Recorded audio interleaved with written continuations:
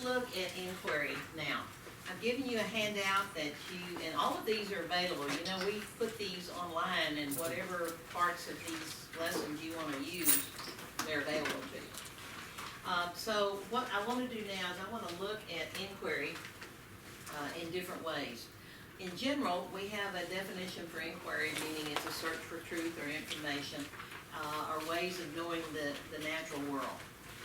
Because people have always had questions about the natural world, but the thing that we need to focus on, and I think it goes back to our discussion about inferences a while ago, the difference in inferences in the natural world versus in literature, for example.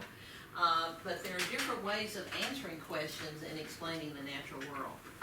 And the other thing that we notice is that it is discipline specific. So each discipline has their own patterns of thinking.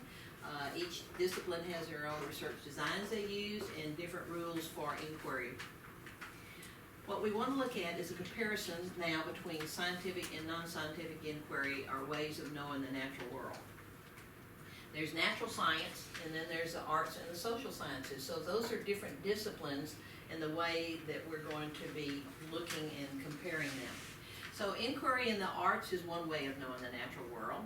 But the difference is, it's kind of interesting, is they seek to discover a truth in nature, or to discover their own truth, or create their own truth. Think about it. Their communication among their discipline is either dependent upon or free from conventions, schemata, or systems of notation. So how do we know what's inquiry in the arts? Well, we look at academia, like at universities or in your content areas. What sells, what's the commercial value, and then we look at the discipline itself. So if you're thinking about the arts, just think about your own, the teachers in your own building, and think about, make that kind of comparison if you would.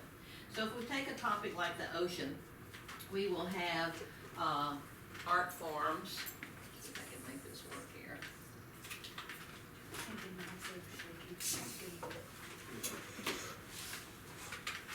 Okay, Alexis, what's going on here?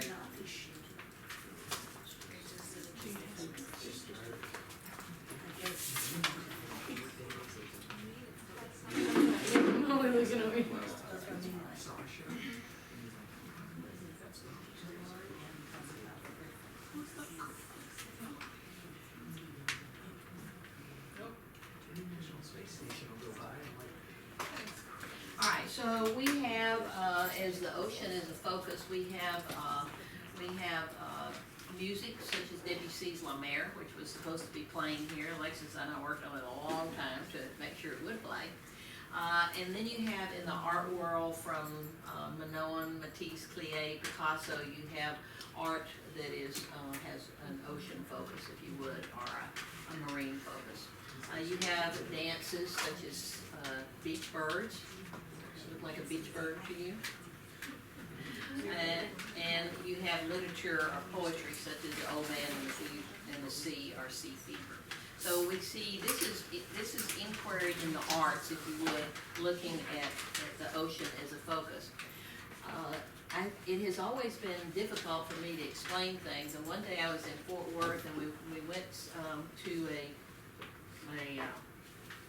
we didn't go to the art museum, but it was right next to where we were going, and I saw this display here, and I thought, yes, now I can help my teachers understand what an art thesis is. So it's not like a thesis that we write in math or science, but it's an exhibition of their artwork, or it might be a piano recital or something, in that form. And so I was really happy to be able to take this picture of this actual thesis exhibition. So what do the arts value? Well, they value meter, imagery, relationships, beauty, feeling, right? And remember, they seek to discover a truth in nature, or their own truth in nature, or create their own truth about nature. Oh, sorry, that was the Debussy, whatever you were. Debussy, Yeah, that. La Mer, the sea. I'm trying to play it for you, but it took a little while. I know, it's taken a little while for us too. We probably spent an hour or so trying to work just on that piece. Thank you. You're So I was on an airplane and I saw this quote from Alan Sorkin that I thought was really quite telling. He says, "Look, I'm a fiction writer. I don't feel any responsibility to truth, to fairness, only to the elements of storytelling. So if it makes a good story, then that's acceptable in the arts. And in fact, oftentimes you know what a true story is. You know it. But whenever you see the movie, you can see it's different, and sometimes very different, because it only makes a good story by making those differences in it. And that's acceptable in the arts. I mean, that's actually not only acceptable, that's what is expected."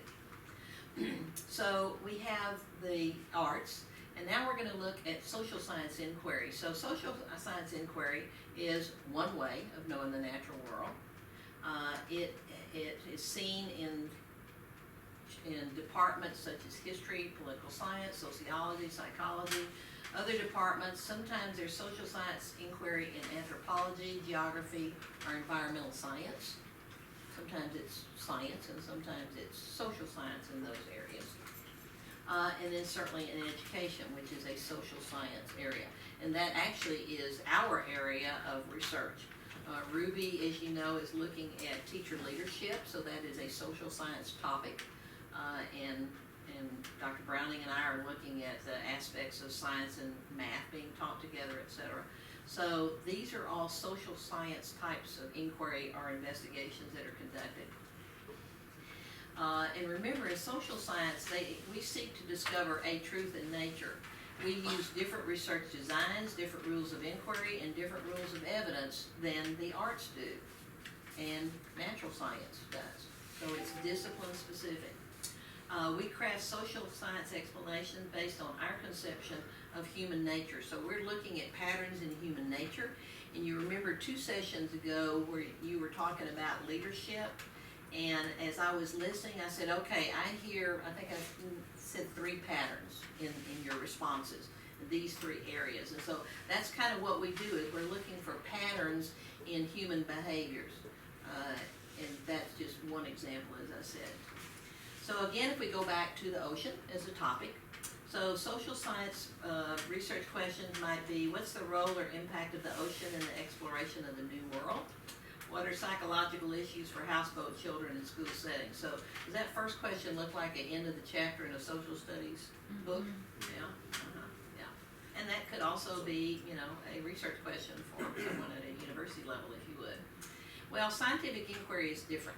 In science, we think there is the truth, not a truth, and not discover our own truth, and certainly not to create our own truth. We think there is a truth in nature, which is very different from the arts, from social sciences, to the natural sciences. So I think for us to understand, and for our children to understand inquiry in science, they have to see the non-examples. And I came to that conclusion after a few years of trying to teach at the university level, because when we would talk about scientific inquiry, my students would go, oh yeah, I know that. So, they didn't understand how different it was from other types of inquiry. So again, if we look at scientific inquiry, here's a nice quote from John Steinbeck's A Log in the Sea of Cortez. He says, the locals ask the biologist, then what do you search for? And the biologist responds, we search for something that will seem like truth to us. Understanding that principle which keys us deeply into the pattern of all lives. The relationships are the relations of things one to another. So, going back to the ocean, we might see some research questions that say, in what direction does the longshore current run? What species of crab live on a sandy beach? What factor initiates the breeding season of Callinicus sapidus, that's a blue crab? So you can see, very typically, this is not a surprise to you, that these are the kind of science questions that we would ask as part of scientific inquiry. Or what's the impact of pesticide runoff in the pH of inshore water? Well, what we know, and I put a date up there, notice how old this is, 1996, that what we're saying in the new standards is not any different from what we have said for decades. So a lot of times there's been people who are complaining about the Common Core and bringing in new stuff. Well, we're not Common Core. There is no science Common Core. You need to make sure you understand that. And what we're saying in our standards is not that much different from what we've said since 1993 with the framework, the benchmarks for science literacy and the one before that. So again, it's diverse ways that scientists study the natural world. So it's not one way. There's no the scientific method. I don't know where that came from. It did not come from the science community. I think it came from some publishers. It did not come from the science community. In fact, I testified last Thursday at the Comal School District about not recommending a 5th grade science lab. And I said, I don't know where that came from. That did not come from us. I think that came from some architect's idea. It's widespread, but it is not best practice for science. Every teacher in K-5 needs to be doing science. And if you want very specific instruction where you have science going on, then you need to build a science room for every teacher who's teaching just science, not just one. So in science, there are diverse ways that we answer research questions based on evidence, and notice that we propose explanations. So if you go back to those science practices, science and engineering practices, that's what it says. In science, we ask questions, and we answer questions. We explain the answers, the data. Again, going back to the NGSS, it's activities also of students. So in other words, students should be mimicking what scientists do to learn about patterns in the world, in the natural world. So Quentin earlier was asking about what his answers should be. Should it be based on what he knows? And I said, yes, it's whatever you know is what your answers would be in this particular question that you're trying to answer. But I also, as a teacher, want you to think about what, if you use the same activity, what would students bring into it? What would they know? Be interesting to find out who knows about galls. So it's also the activities in which students develop knowledge and understanding. Again, this is 1996. So same thing we've been saying, as well as understanding how scientists do science. So it's both student level and scientific level. Investigations are used to learn about the natural world, not the spiritual world. That's an important idea in today's culture. And you need to make it very clear that we can't explain things that are not in the natural world. We don't try to, that's not our job. And they should understand that certain types of questions can be answered by investigations, that methods, models, and conclusions built from these investigations change as new observations are made. Again, 1996. We're saying the same thing today.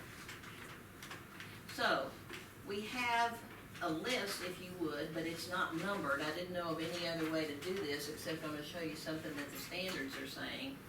And here's something that's kind of interesting. Notice what the first one is. What do scientists do? They observe something that arouses their curiosity. And the same kind of research questions could come to your students about things that they are curious about. I told you I had a conversation yesterday with the new principal who's going to be at Lockhart High School. And he said two things. That the first thing he said, after he said it, I said, I could kiss you.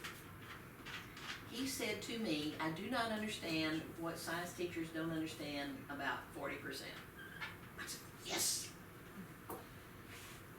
For a principal to understand that is just phenomenal.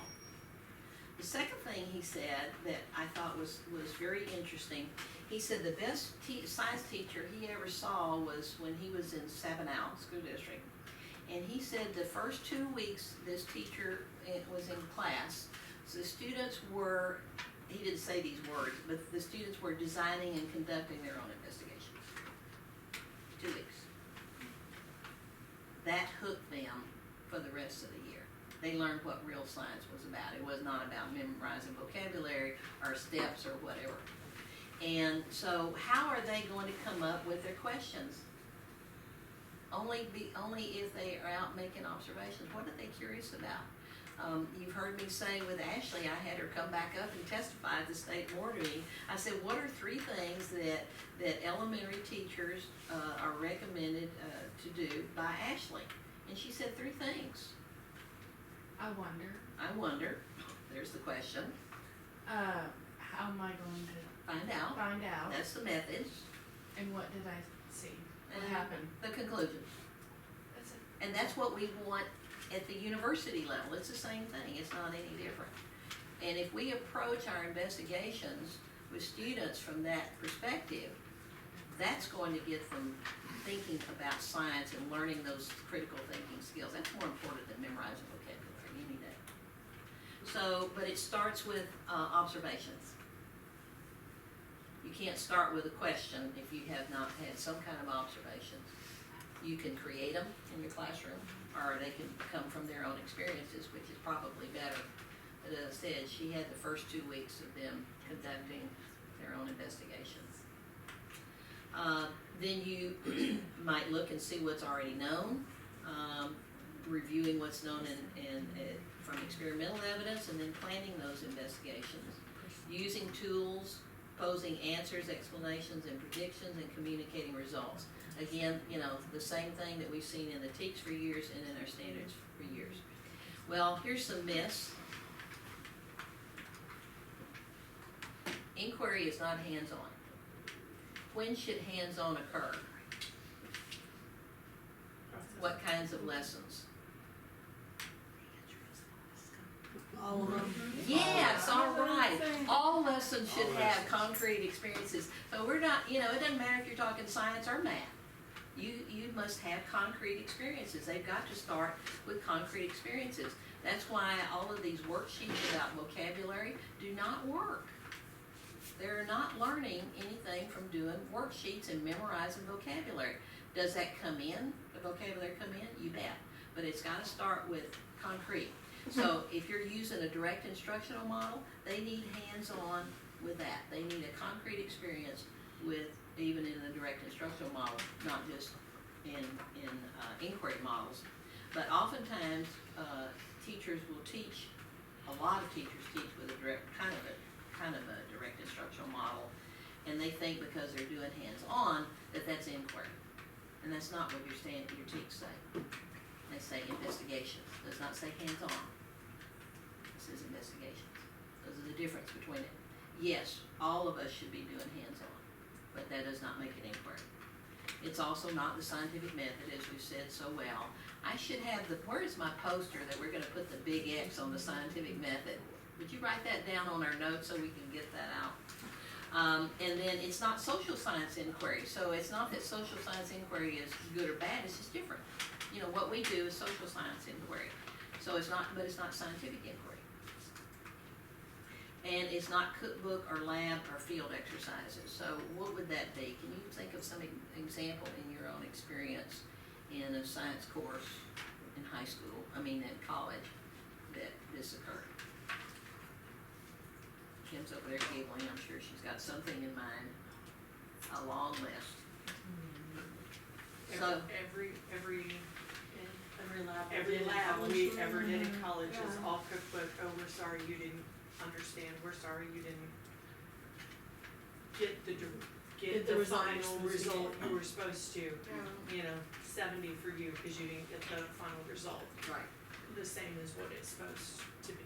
And so the idea is with a cookbook or an exercise, you're supposed to know the answer that you get, and then what ends up happening is at the college level, they end up working backwards, so they don't really understand the concept. So in science, we do not get the answers to our questions on a regular basis. So there has to be some kind of discussion about what happened, what are you gonna go back and change to get, not necessarily the answer, because you don't know the answer of what we're doing in science, but if you get an unexpected answer, it's kind of a red flag for you. I was expecting this, but I did this, so I need to redo it. Am I gonna get the same results multiple times? Then maybe those same results are a truth that we didn't know about, a pattern in nature that we didn't know about. So oftentimes what you see, again, in K-12 or cookbook, they're not open-ended, they're not requiring students to think. So go back and look at the activities that you're using and see how much they require students to think. Okay, so we're gonna look now at some ecology investigations, and I need to bring up another file.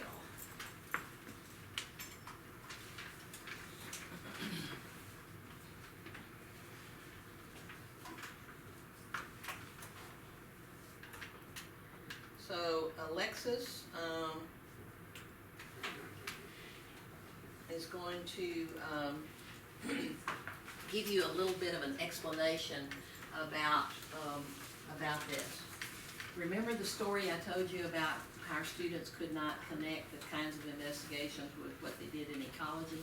So you remember Rowan. So Rowan went back and tried to create something that we'd use in our course about having students making that kind of connection.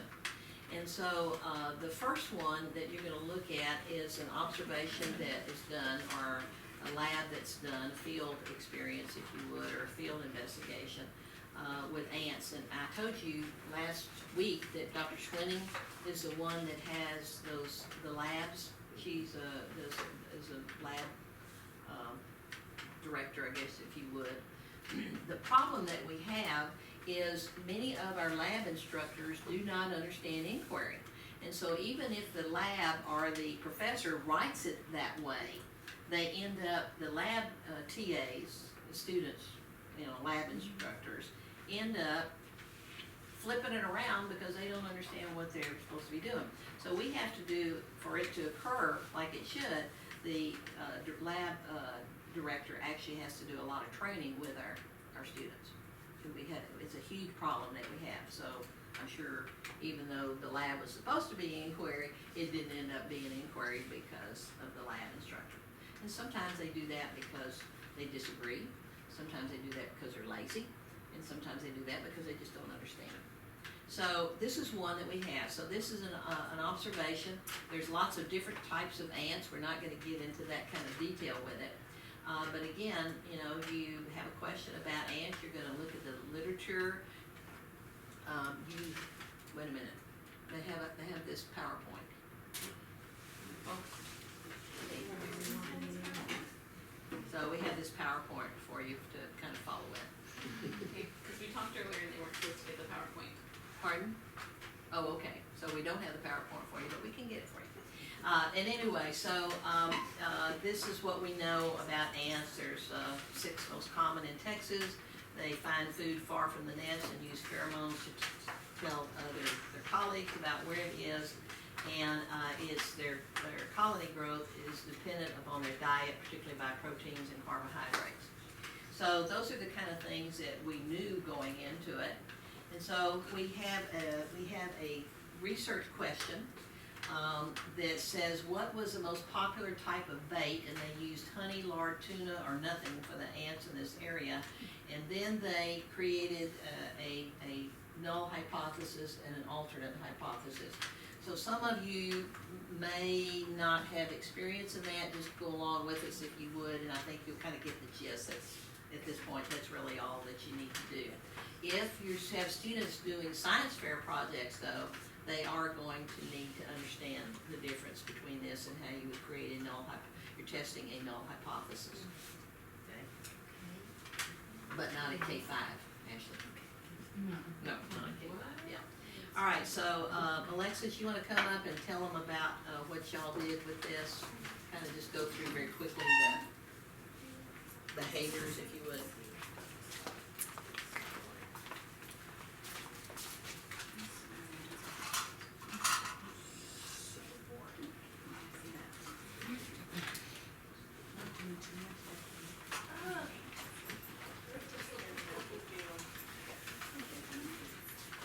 Each group should have a basket here.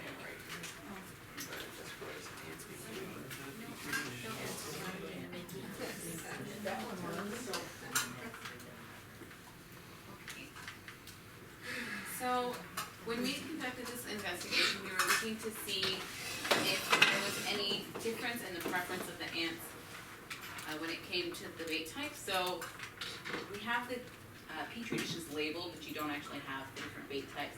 You're not actually going to conduct this investigation. What we did was we selected different sites on Freeman Ranch, and we collected the data over a span of a week, 5 days, about 10 different lab sections. So we had information from maybe 20 data sets, and we compiled it all. That'd be about 25 per lab, so whatever, 250 or something. So if you would, take your dishes out and set them out so you can see. They have been labeled, they do not have the type of food in there, but they've been labeled. And these are not hard and fast samples of what you could use as bait. We were basically just looking to see which of the macronutrients that the ants would have a preference to. It could be based off their diet or their dietary needs. So the important thing is that we were looking at protein, sugar, and fat, and then we had a control. So you could substitute anything that's protein based for the tuna or the honey or the lard. You could use butter, or you could use sugar, household products, something that'd be easy to get for the classroom. And y'all did this out at Freeman? We did this at Freeman, right as you actually came in. You guys experienced that last time. We just parked and picked different spots in the grass, by a tree, right by the road, to see if we could get a good set of data from all over what the general habitats look like.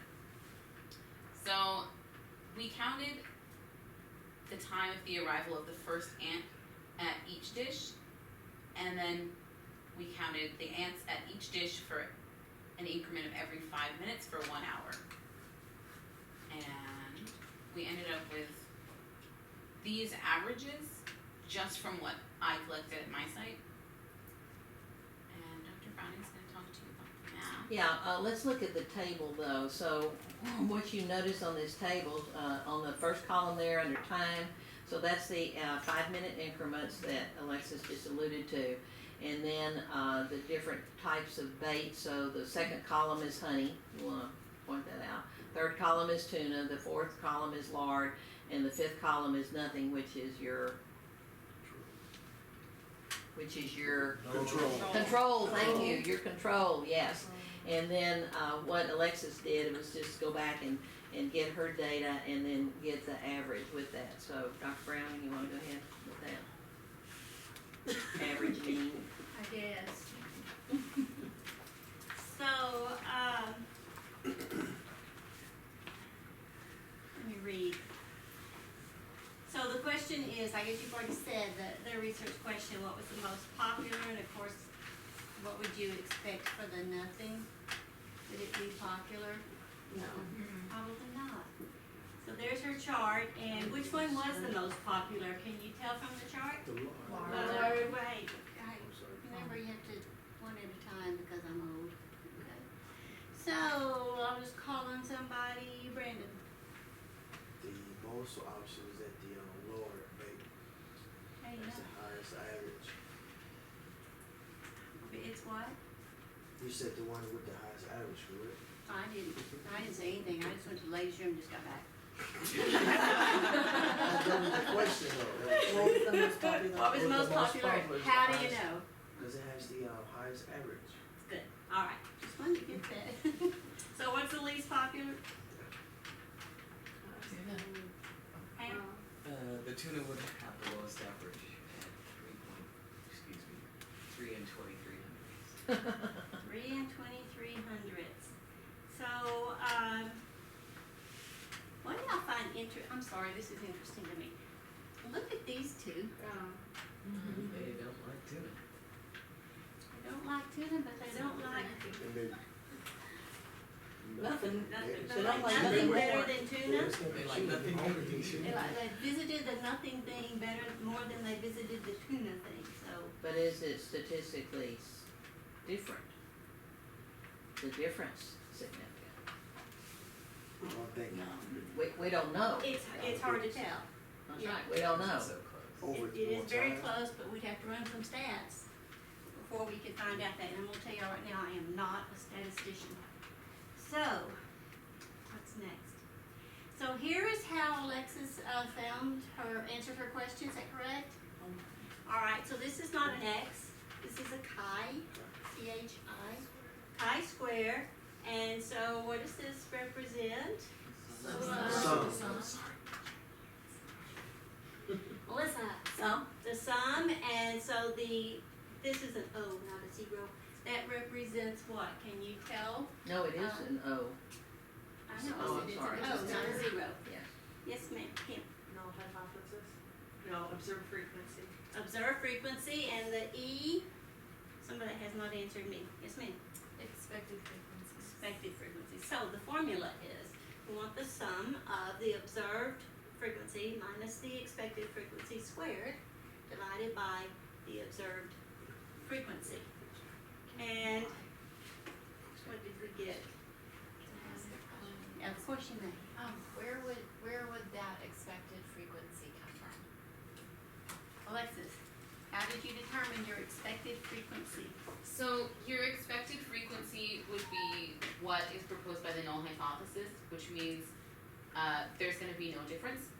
So you would take the total data that was collected and you would find the mean among all of the data, and then you would distribute that to each data set. The four So- types. Yes, so 5 and 4500 was the average of all of the averages between base types. So that was our expected value. Well said, thank you.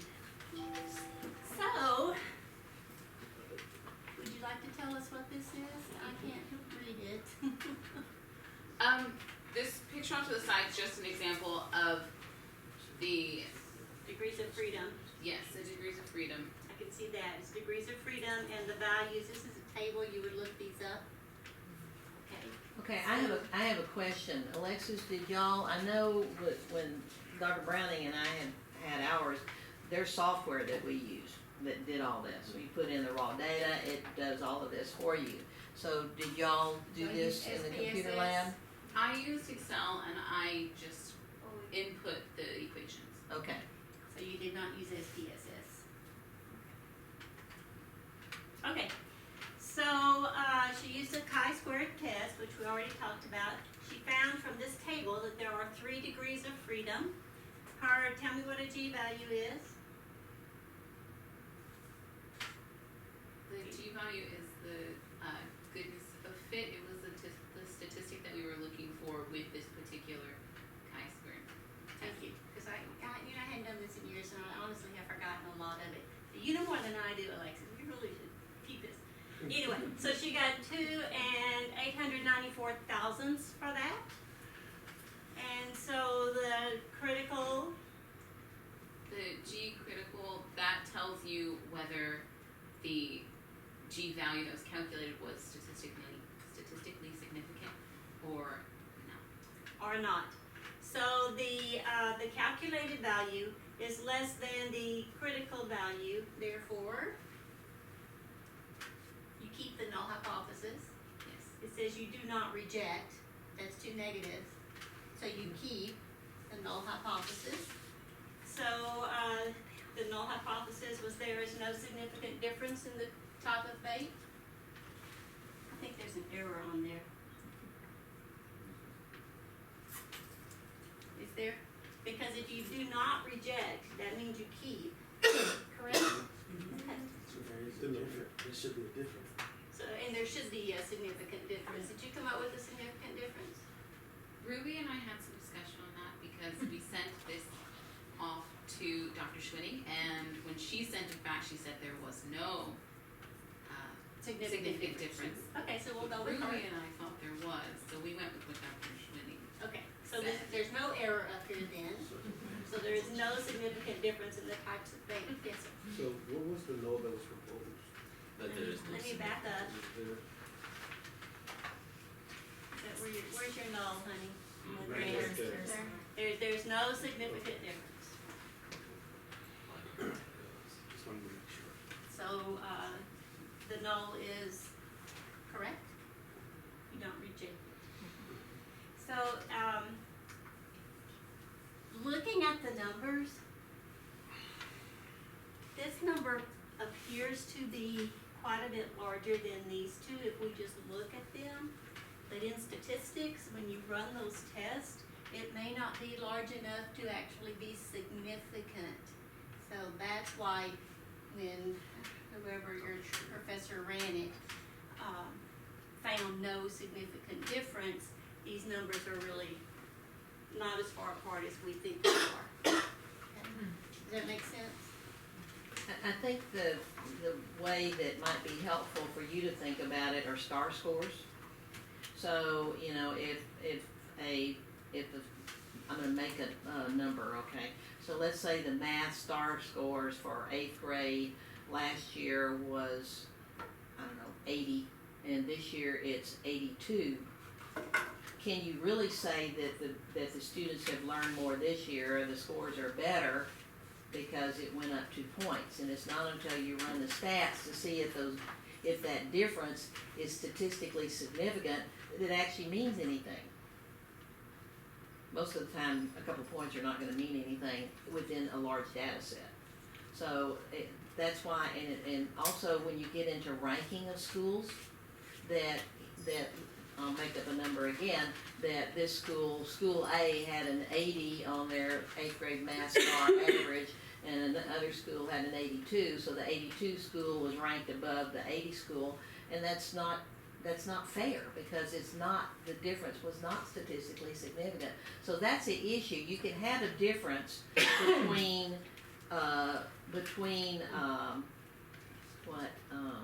Ants. well, or averages, if you would, let's just use this, but it doesn't mean that in this case, that ants really prefer lard over these other types of bait. So that's why you have to run the statistics. So in terms of being in your own classroom, what kind of I mean, you would look at this data, and what would your students say? There's significant difference. They would say there is a difference, right? But It's if more you, than double, so Yeah. they would assume. right, and so the idea of understanding about the importance of running the statistics on it to see if that difference really is meaningful is important. And we don't do that. So if we do something like this with our classroom, and they make the inference based on this data that ants do prefer lard over those other three, that would be incorrect, given the analysis that Alexis and their class did. So Elizabeth had a question? And going back to the score idea, what if it was that from the first time it was a range from 70s to 90s, and now they're all about the 80s, so that changes, like if there was a growth in there as well, right? If the average was an 80 versus 82, but in one set there was 70s and 90s, and not that many in between, and then it averaged out to Within school, I mean among schools, or with whatever among teachers? the school, I guess, as an average. But then the other one was an 82, but it was because more people met the 82 range, and they just happened to average 82. Does that make a difference? Well, your district should make that analysis for you, or whatever company they're paying to do this for you. You know, is that really a difference? Is that really growth? But they're not taking into account, or we aren't right now, the variables that would be involved. So there are programs like SPSS and really bright statisticians who can take into account all of those variables. Because if you have a class with 90 and a class with 70,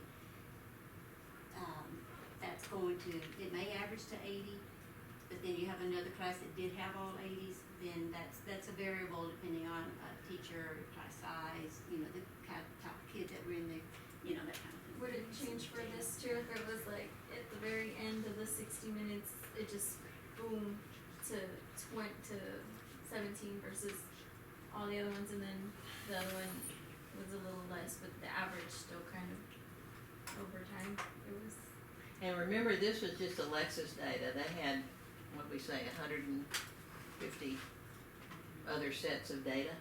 So this is just her, so maybe we need to get the class set, Yeah, I think a Yeah. larger data set. might change the, Yes. the results. Or even a larger, length of time, because when I was looking at it, I heard you say it's a week, but this was just for 1 hour. So that might. And actually different times of the day, because the labs meet different times of the Yeah. day. And the Yeah. weather, right? So that may make a difference. If the weather changed or. Yeah, because they're affected by the weather. Exactly. So we can't say the lower Times of in.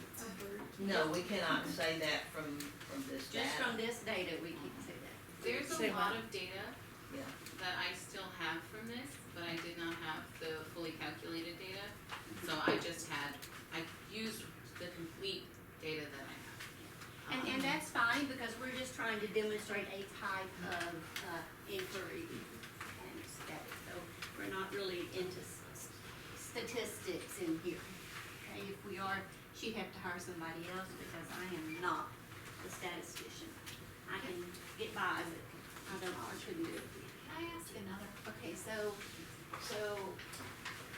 well, I'd be interested to see where the statistics falls in, I'm just saying 8th grade TEKS, but clearly I'm not gonna, while experimental investigations are in the TEKS for 8th grade, are included there, at what point would Would you go there? I go here so that kids understood that there is more to, maybe we're not gonna do this, but they need to understand that there is more to an analysis than what we are actually Yes, doing. so I think you would have to have something like this, where you have a data set that goes through it and says that actually there is not statistically a difference between any of these food sources, even though one has a higher average, that there statistically is not meaningful. That there is no difference in terms of Ant's preference. So you wouldn't expect them to solve this, you would just show them that someone has done this, and according to statistics, which you'll get to in high school. I was gonna say, wouldn't that be too abstract at that level though? Because I mean, that seems like that's one of those things where you're gonna show them that and they're gonna go, Right. I see the average is higher, so, and I have no idea what statistics even are, so that means nothing to me. Right, but then you're creating a misconception about what experimental design is. Yes. No, I understand what you're saying. Right, so, I I mean, that's where the teaching aspect of this becomes tricky, because you want kids to understand they're not getting the entire picture, they're they're getting a piece, and they're involved in certain aspects of an experimental design, but then if we go to this place, it's beyond really the scope of my class. Right. Okay, so math teachers, what grade level can students do this? Mary Lou and I had a little bit of a conversation about it. What the formulas or just an average? The formulas here, this formula. Not seven. Depends on the It should come information after there. algebra 2 when you Yeah, take Statistics is taught in high school. At least high school. Yeah, we're not talking about when they take statistics, it's when can they Perform this function. perform that, solve that equation there. Cause with square, probably 7th grade. They could, 'Cause I Seventh wouldn't- or, I wouldn't really, okay, maybe seventh I grade. wouldn't really go down too far with 6th grade. If the O minus E was Yeah, gone, but they know what the then sum that don't could know. probably be. No, easy. the sum They don't is do gone. summations. That's what I'm saying. Yeah, they don't do summations till I'll calculus, let you Yeah. explain, but then, yeah, that's not. maybe 3 counts. Well, and then they they, have to get they the do, expected yeah, they'll do as it in well. pre-cal Yeah. statistics. Yeah. Okay, but I'm telling you that if they're in high school and they're doing science fairs, they're gonna have to run these stats. Right. If they are. But back to her question, if it's in 8th grade TEKS, that they have to do this kind of experiment, how do you balance them not knowing how to do this with them understanding what this type of inquiry is? I only think you can do it with examples like we've tried to do here. Obviously, we need to do some more work on it, but that we've tried to do here is to show them that it appears that lard is a preferred food, But statistically, when you have a larger data set, you see that that is not true. There's not statistically, that the difference between the two is not statistically significant. When I am, well, we'll get to it a little bit later on, I'll come back to it. In health recommendations, we'll see that with the correlations. Go ahead. Okay, so, we're through with that, we agreed with the null hypothesis. Right. Okay. So what we have here is, what I see lacking in a lot of classrooms, and that's that sense making. I probably told you the story when I moved from high school to middle school and I started going to the elementary workshops. And we do these really clever activities and we get finished with it. And I say, well, what was I supposed to learn? That was fun, but what was I supposed to learn? And I know a lot of science, so I'm going into this having the content background. And if I can't figure out what I was supposed to learn with that activity, how can we expect children to? So what we're not seeing is this sense making. So we might think about some kind of questions that we would ask, like what were the components of the design? So we have a chart. Where are our charts? Our research design charts. So what we see in this particular design, we see a research question, we see methods, we see a hypothesis that we're testing. We have variables that have been identified, we have variables that are kept constant while we have a change of only one.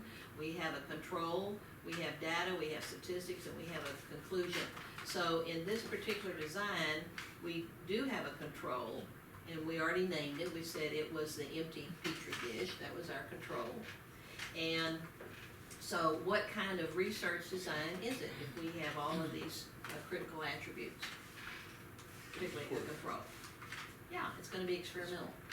So in other words, what we did is we went through the